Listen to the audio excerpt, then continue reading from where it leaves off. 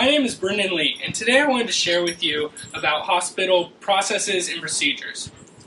Every day I see 30 to 70 people come through the hospital where I work. Since I work in post-op or post-operations, I see these people at the end of their visit. These patients have just gone through hospital admittance, hospital stay, and hospital release. I think it is important to inform people about the processes and procedures of a hospital because an estimated 20 million Americans undergo some type of surgical procedure every year. So today I'm going to share with you what I've learned about how the hospital functions. First, we're going to start with hospital admittance. For the purposes of this speech, admittance is going to include everything up until the actual surgery.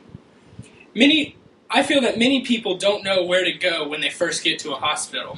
I know I didn't my first day working there. I had to ask several people where I had to check in. Some hospitals you check in at the business office, and others you check in at guest services. The hospital where I work at, you check in and at guest services. After the patient checks in, they're brought to pre-op or pre-operations. In pre-operations, the patient changes out of their street clothes and into their hospital gown.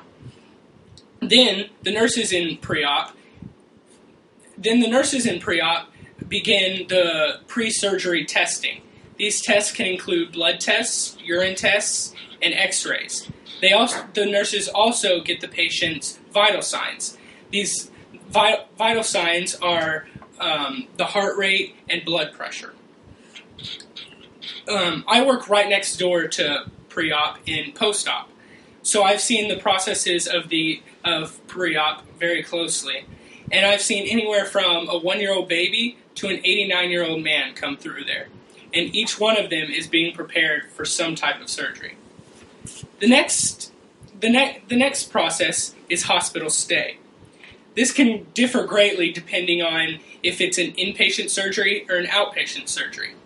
Inpatient surgeries are more serious surgeries. These surgeries are surgeries that require the patient to stay overnight, at least one night. They include heart surgeries and vascular surgeries and nose, throat, and mouth surgeries. Where I work in post-op, we see the outpatient surgeries. The outpatient surgeries are the surgeries that the patient can go home just hours after their surgery is finished. These are some examples of these are shoulder surgeries, foot surgeries, hand surgeries, and knee surgeries. I see a lot of ACLs and collarbones come through. Most surgeries require the use of anesthesia. So after the surgery is over, the patient is taken to the post-anesthesia care unit, or PACU. In PACU, the nurses let the patient wake up from the anesthesia, and they make sure that the patient is not nauseated and that they're not in too much pain and that they are able to move on to the final stage. The final stage depends, again, on if it's an outpatient or an inpatient. I'm going to deal with the outpatient surgeries because inpatient surgeries, since they stay for so long in the hospital, it would just take too long in the amount of time we have. So, as I've said, I work in post-op. That's where they are brought after PACU has cleared them. I help the nurses in there put new dressings or bandages on the surgery site. I also help patients put on their clothes before so that they are ready to leave.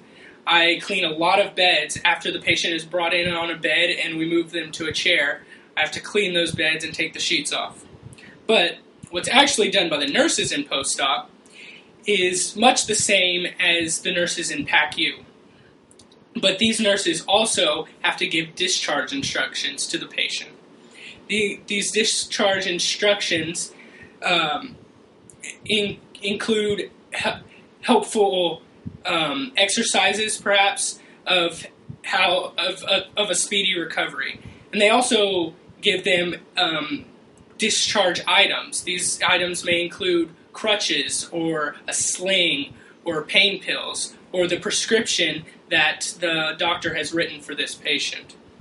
When these discharge instructions are given, there must be a legal adult present with the patient in order to sign that they have heard and know these instructions. This is because after having anesthesia, a person cannot sign any legal documents for at least 24 hours. A patient cannot drive or operate any heavy machinery for at least 24 hours either after having anesthesia. So this legal adult must be there to drive them home.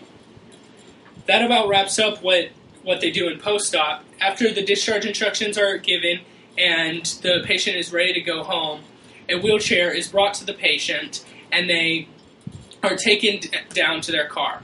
Where I work, valet is called, and the car is brought right to the door, and valet comes up with a wheelchair and takes them right to their car door. So in conclusion, the processes are much more complicated than I ever thought, and I'm sure many of you ever thought. Today I focus on hospital admittance, hospital stay, and hospital release. Although there's a lot going on in the hospital, it is a very precise process, and the employees know very well. And so, although it may be confusing to us, we can rest assured that the nurses and other employees know exactly what they're doing. Thank you.